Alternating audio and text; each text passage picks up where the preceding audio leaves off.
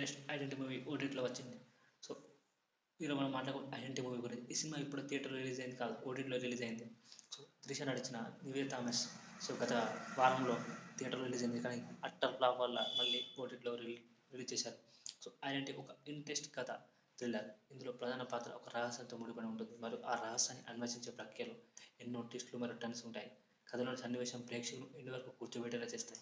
ఎందుకంటే త్రిష మలయాళంలో నటించింది చాలా రోజుల తర్వాత.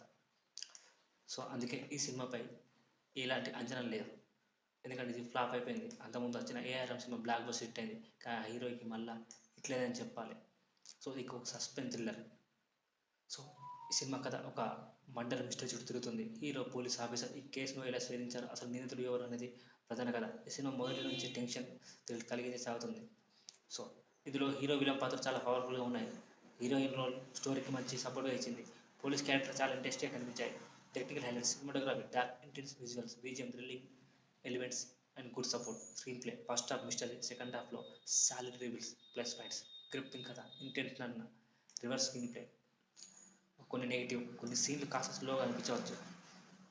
కొత్త వారికి క్లైమాక్స్ నచ్చకపోవచ్చు. సో థ్రిల్లర్ సినిమాలు ఇష్టపడే వారికి బాగా నచ్చిన సినిమా.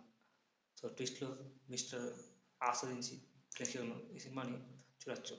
సో త్రిష బాగానే చేసింది, దర్శకుడు బాగానే తీశారు, కానీ జనాలకు కనెక్ట్ అవ్వడం వల్ల ఈ సినిమా హిట్ కాలేదు.